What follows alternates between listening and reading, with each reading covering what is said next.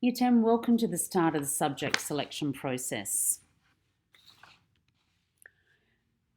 Firstly, I want to talk to you about the things that you should be considering when you're choosing your subjects. First of all, think about choosing subjects that you have ability in and that you are capable of doing well. The other thing you need to consider is what's interesting to you. Where are your interests? Because if you choose your courses based on your ability and your interests, you're more likely to be motivated. With increased motivation, usually better results. Think about career aspirations. Keep in mind future career paths, but be realistic about your choices. You might also like to think about syllabus requirements. Be mindful of how many practical works and major works are required for your pattern of study and the timing of submission. And if you know you're not good with time management, then really think carefully about selecting more than one course that has a major work component. So you would be able to find that information in the subject selection handbook, but it would include courses like visual arts, society and culture, music, drama, multimedia. Think about the combination of subjects that you're selecting because some courses really complement each other. For example, business services and business studies. If you really want to do business studies, then consider a course like business services that's a VET course that is a more practical nature, and it will give you really the day-to-day insight into the day-to-day runnings of a small business and what it's like to work in an office environment. If you're going to select a science course like biology or chemistry, also consider adding investigating science that will also complement those other courses, those other science courses. The other thing to think about are your other commitments. When choosing subjects, it's really important to balance your study with outside commitments and influences such as your work, sport, and family. So make sure you consider all those things when you're selecting your subjects because you want to be able to manage your time successfully.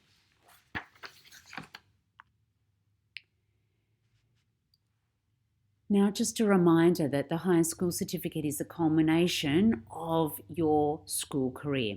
It's the highest educational award that can be achieved at a secondary school in New South Wales.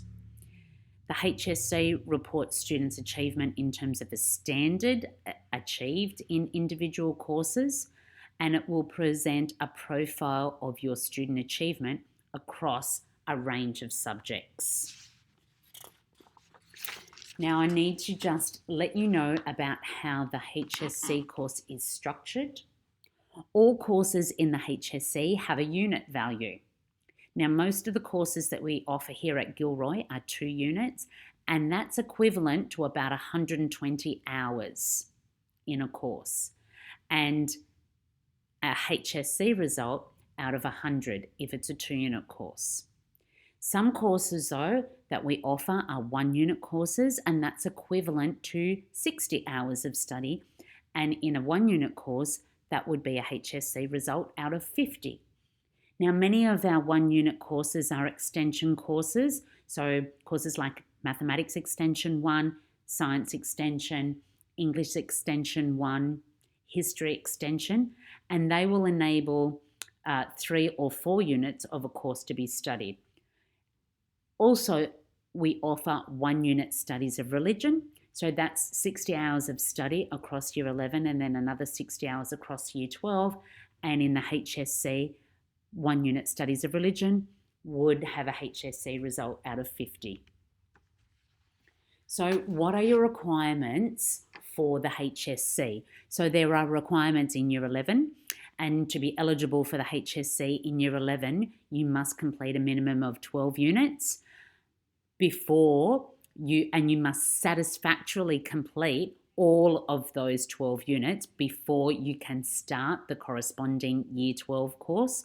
So for example, if you do in year 11 PDHPE, and that's a 2-unit course, you must meet all of the requirements for PDHPE in Year 11 before you can commence that same PDHPE course in Year 12. In Year 12, you must study a minimum of 10 units, and now in New South Wales, the majority of the students across the state are completing only 10 units towards their HSC. So some further information about the structure of the preliminary and HSC course is that the preliminary course runs for the first 3 terms of Year 11 next year. So term 1, 2, 3. At the end of term 3, you will have your final preliminary exams, and then the HSC course will start for you in term 4 of next year, and it will run until the end of the following year, 2022. Those of you in Year 10 that are wishing to go to university will need to attain an ATAR if you want to apply for uni in 2020 and start uni in 2023. And on the subject selection Google Classroom page, there is a booklet called Steps to Uni, and that has really valuable information about what are the entry requirements for each of the courses that the universities intend to offer for you people in 2023.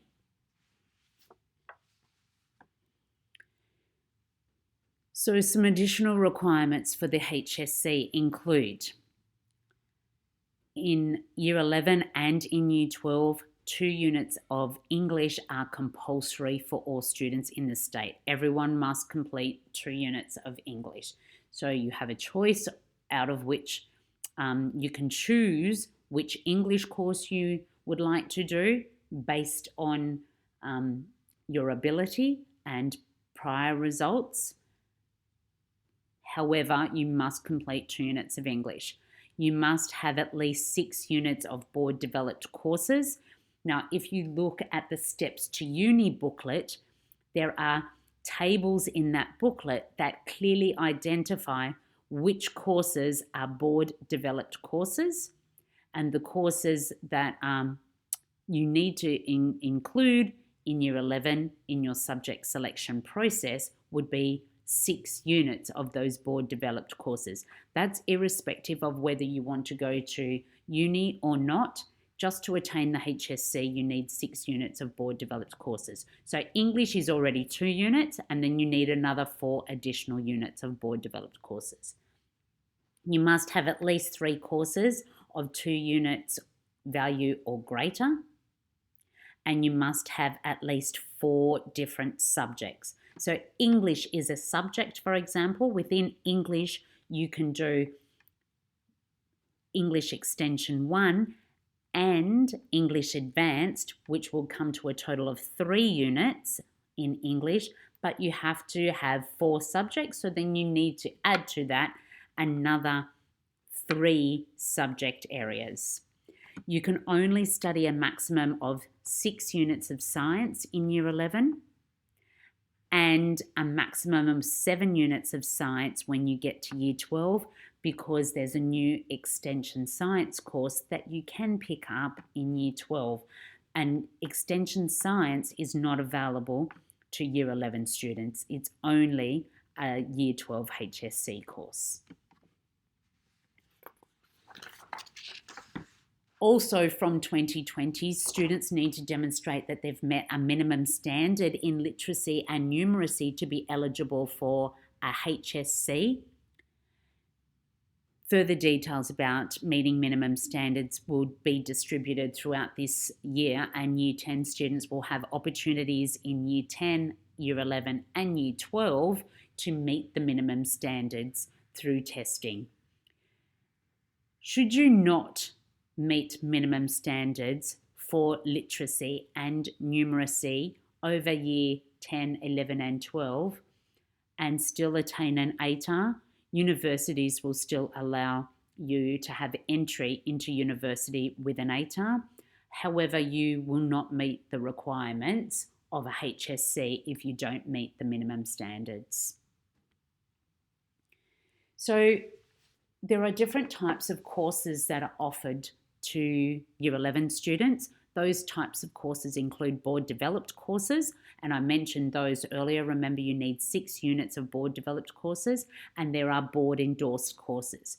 So board-developed courses have a HSC exam in them, with the exception that it is optional in English Studies and Mathematics Standard 1.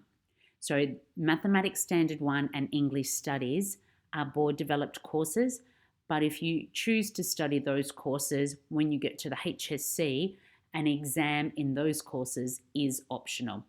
An exam in VET courses is also optional. If you complete the VET course, it is a board-developed course, but it is a Category B board-developed course, and I will mention that in a moment. All life skill courses are board-developed courses. So if you're going to undertake a life skills course, then that is a board-developed course. Board-developed courses may be included in the calculation of an ATAR and does include some VET courses, and it does include all of the life skills courses. If you are undertaking a life skills pattern of study or a life skills course, you would not be eligible for an ATAR. Board-endorsed courses have no HSC examination. They are school-based assessments only. Some examples of board-endorsed courses that we offer here at Gilroy would include Sport, Lifestyle and Recreation, or SLR, and Catholic Studies. So there is no external HSC exam in those courses. They can't be included in the calculation of an ATAR, and it does include some vocational education and training courses, and it also includes the courses that we offer here at Gilroy, include photography and SLR, as previously mentioned. With board-developed courses and the ATAR, there are Category A courses and Category B courses. Category A courses may be included in the calculation of an ATAR, and they have compulsory HSC exams in those courses. Category B courses have optional HSC exams for some of those courses, and it's very important to understand that you cannot have any more than 2 units of Category B courses included in your ATAR. So if you wish to go to university and to keep the option of university open at this stage, my recommendation would be don't do more than 1 Category B course. So that would include VET courses such as construction, business services, hospitality and entertainment, or English Studies or Mathematics Standard 1. So you can only have one of those 2-unit courses contribute to an ATAR. So if you do a combination of those courses, you are not going to be eligible for entry into university. So the ATAR is the Australian Tertiary Admission rank, and that's determined by UAC, and it's for students who want to go to university. It is a rank, not a mark. So when you hear students say that they achieved an ATAR of 90, that does not mean an average of 90% in all of their HSC results. That is typically a rank.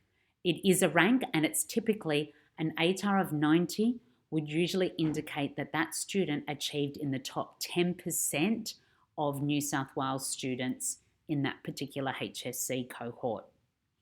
And it provides information about how a student performs overall in relation to the other students. Some additional completion requirements for HSC courses. So if you're going to complete the HSC, you have to complete at least 50% of the assessment in a course. That's mandatory by NESA, and you need to sit for and make a serious attempt at any HSC exams in a course that's offered. Now I'd like to go through some key features of some of the courses that we are offering here at Gilroy.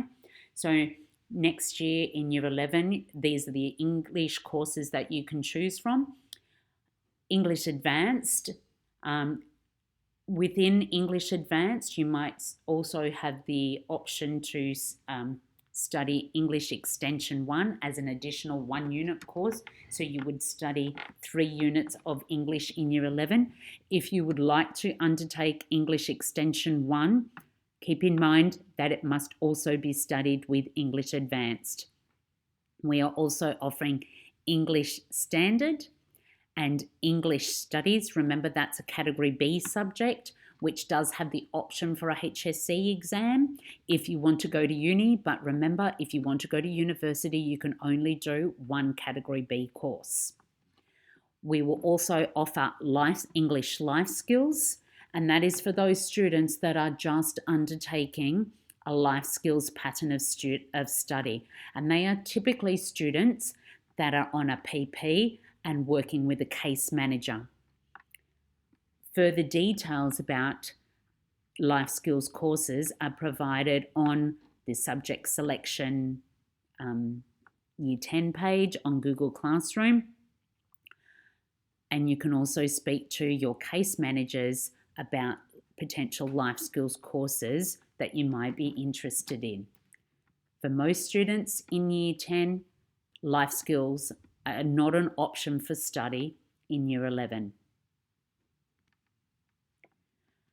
In Year 12, the courses that we offer at Gilroy include English Advanced. For those students that are doing English Extension 1 in Year 11, you might continue to do English Extension 1 and English Advanced, but you might also choose to add English Extension 2 to your pattern of study. Now remember, you can only pick up English Extension 2 in Year 12 if you've already studied English Extension 1 in Year 11. In Year 12, we also offer English Standard, English Studies, and English Life Skills as what was offered in Year 11.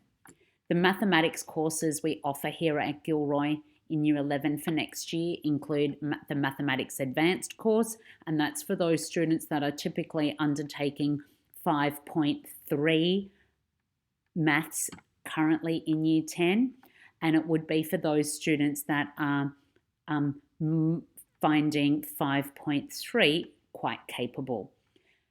Mathematics Extension 1 is the highest level of maths that you can undertake in Year 11, and if you choose to do Mathematics Extension 1, you would also do that with the Maths Advanced course, so you would have 3 units of mathematics in Year 11.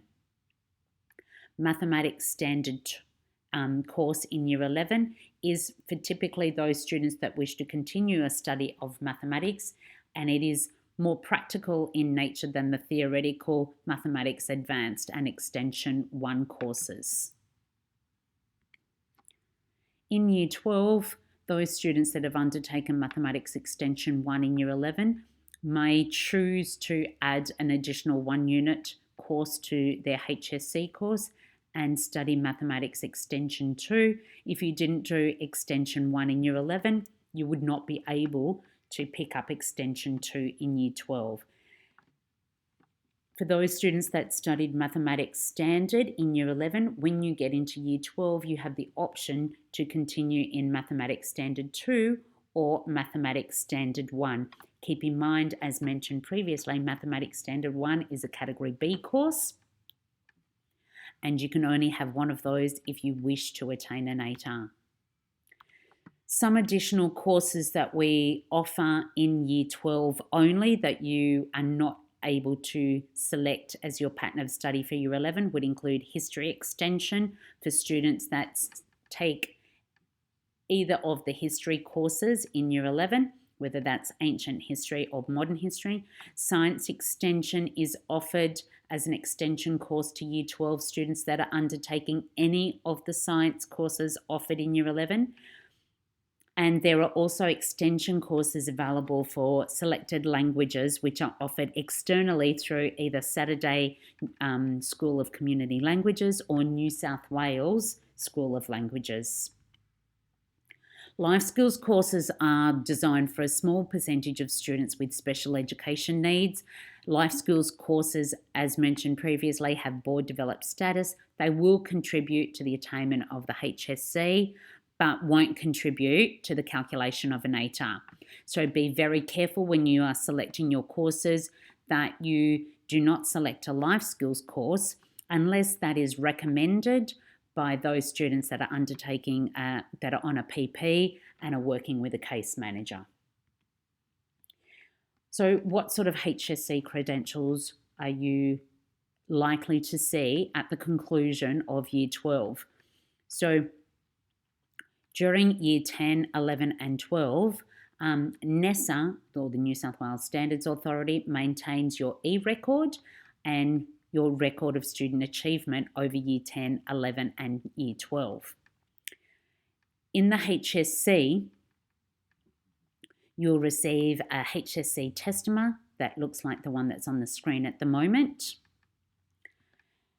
Over Year 10, 11 and 12, at the end of each stage, at the end of Year 10 this year, we are going to send in your grades to NESA, and that will be recorded on a record of achievement like the one on the far right-hand side of the screen that you're looking at the moment.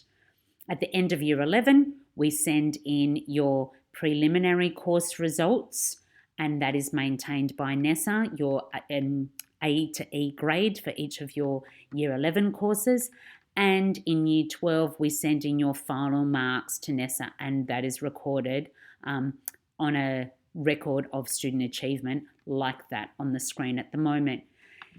Please keep in mind, Year 10, that if you are intending to go to university and you apply for early entry, UAC has access to your record of student achievement, your Year 10 and your Year 11 ROSA transcripts or your ROSA grades, and usually they make early offers to students based on your results. So it's absolutely important that you try your very best at all times in Year 10 and in Year 11 if you wish to undertake university in 2023, because you are putting yourself at an advantage of acquiring an early entry offer. So what other things do I need to consider for my future? Which pathway is going to best suit me? It's really important that you take advice from your teachers, your parents, and your year coordinators when you are making decisions about your courses for next year. As I said earlier, keep in mind future career paths, but be realistic about your choices. Think about what your strengths are. If you have opportunities to speak to teachers or Year 11 and 12 students or your parents, make sure you take on any of the advice offered by these people when you're making your final decisions. We also have set up your Year 10 Google Classroom subject selection page. On that page, there are opportunities for you to post questions in the stream, and the teachers that are monitoring that Google Classroom page will get back to you at their earliest convenience. Things not to consider when you're choosing a subject: please don't think about what scales well. The talk is chemistry, physics, and extension maths are all subjects that are going to get you a high ATAR. Wrong. What if you're not good at those subjects? We advise you to do subjects you're good at and what you're going to do well in. That's the only way to maximise your ATAR. Don't consider how the subjects scale, because if you get a really poor result in a subject like physics, chemistry, extension maths, that's not going to contribute very favourably to your ATAR. So if you do well in a course, that's going to make a difference to an ATAR. So do what you do well. Pick subjects that you can do well in. Don't choose a course because of a teacher. It's not recommended because lots of things can happen. Staffing in stage 6 can change from one year to the next. So don't assume that a teacher who's currently teaching a course will be that same teacher next year. Don't choose subjects also based on what your friends are doing. You might not even end up in the same class as your friend. So make decisions based on what you're good at, what you are interested in, and what you think you might want to do when you leave school. They're all good reasons to consider subjects. So you've got different levels of study. Students considering doing extension English or mathematics are required to meet a minimum standard performance in year 10, and you should be talking to your teachers in English and in maths about what their recommendations are for a course for you for next year. Students that usually cannot drop an extension course in the preliminary year if they are doing 12 units, because you've got to meet the minimum requirements of 12 units for year 11, remember. Students may only change maths or English courses throughout year 11 if there is space in the other classes. So for example, if you start in mathematics advanced and choose part of the way through year 11 to move to mathematics standard, you can only make that change if there's enough space in the mathematics standard classes running. Subject teachers and the leaders of learning should be consulted of part of that process when you're selecting your courses for next year. So what is the process? Subject selection is going to become live on Wednesday, the 10th of June this year, and will close on Friday, the 19th of June. No students are going to have access to selecting subjects after that date. So we're going to give you plenty of time beforehand to speak to people, to make decisions, so that when that goes live, you have time to put those selections in before the cutoff of the 19th of June. All students are going to be sent an email to your school Gmail account with your access code, password, and a link to your subject selection form, and I'll show you what that's going to look like shortly. Students can make up to 5 changes online before the cutoff date on the 19th of June, and English and religion courses must be selected, and studies of religion is recommended for ATAR. So you have to choose an English course and you have to choose a religion course, and if you want to go to university, our recommendation is choose a studies of religion course, whether that is a 1 unit or a 2 unit course. Can I just remind you, mathematics is not compulsory at Gilroy or for the HSC. Students are encouraged to think really carefully about the order in which you preference your subjects online, and I'll show you what I mean by that shortly. And you must choose 3 reserve preferences. So this is what the Web Preferences Access Guide is going to look like, and this is what you'll be sent via Gmail. When you receive this, remember it comes from Web Preferences. It doesn't come from Gilroy, it doesn't come from me, and it will have your name up the top on the Web Preferences Access Guide. It's not going to have my name, it will have your name. You click here when you see this sitting in your Gmail. When you click here, you will also be given an access code and a password, and this is how you can get into your subject selections. So that will take you to a screen that looks like this. What you need to do is, this is the Web Preferences subject selection page. You need to hover over this button here. When you hover over it, you'll see an image come up on the screen that says click here. You click here and that will take you to the subject selections page. You will notice that it says English and religion because these are compulsory subjects. You must select an English course, then you must select a religion course. Then you must make a total of 12 or 13 in your main units. Now, it's very important that you think very carefully about the order in which you put these subjects in. So if you really, really want to be considered for English Extension 1 or Mathematics Extension 1, that is really what is most important to you, you need to make that priority 3. If you really want to do geography, that is the most important subject to you, you make that your first selection as priority 3 after you've selected your English and religion courses. And then so on and so forth. You must continue to select courses until you come to a total down the bottom here of 12 or 13 units. Once you've got 12 or 13 as a total here in your main units, you need to come across and select 3 reserve units. The reason we ask you to select 3 reserve units is often there will be students that will not be able to be timetabled for all of the units that you requested.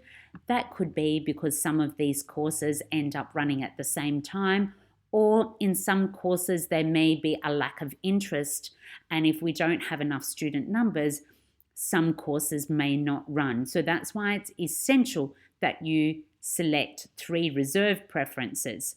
Once you've completed 12 or 13 units here and you have completed your 3 reserve preferences, then you need to come down to the bottom and select the submit. Press that green button that says submit at the bottom of your screen. Then it will take you to a page that looks like this. This is for you to verify and double check that all of the units that you've entered, including your reserve preferences, appear on the screen. You haven't finished the process yet. Please ensure once you've checked all of your preferences, you go to the top and submit the valid preferences by clicking this green button here. Should you fail to select and submit this green button, then your preferences will not be stored.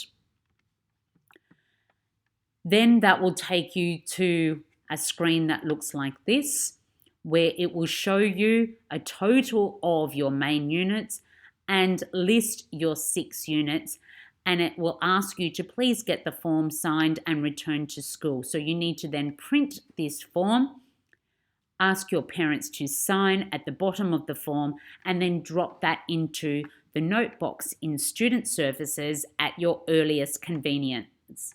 If you don't see this screen, it means you haven't completed the process. So please be aware, the number of classes to be run in a subject will depend upon the number of students who select that subject in their preferences. If the school decides not to run a subject because we don't have enough student interest, then it may be replaced by one of your reserve subjects. You may be allocated a reserve preference if the timetable software allocates 2 of your preferred courses on the same line. So this is why the order of your preferences is really important. Please be aware, if you intend studying a course externally, such as a language or a course at TAFE, you will need to select 12 or 13 units for study here at Gilroy. Some courses also may be offered through the virtual classroom by the Catholic Education Diocese of Parramatta. As that information becomes available, we will communicate that to you. And as long as you already have your 12 or 13 units selected here at Gilroy, you may still be able to express your interest in applying for one of those external courses, such as a language or TAFE or the virtual classroom courses. If you need some more information, please speak to your teachers or specialist teachers in the college. Make sure you read through the information in the subject selection handbook very carefully. And remember, you can ask for further information through the Year 10 Google Classroom page. And there is additional information also in the Steps to Uni booklet. Once you're satisfied with all your subject selections online, please print your selections, attain a parent or a guardian signature, and then return that printed copy to the note box in Student Services. If you could please print that receipt and return it by Tuesday, the 23rd of June. We will notify all students in writing about your Year 11 subjects, and students will be interviewed from the end of this term if there are problems with your subject selections.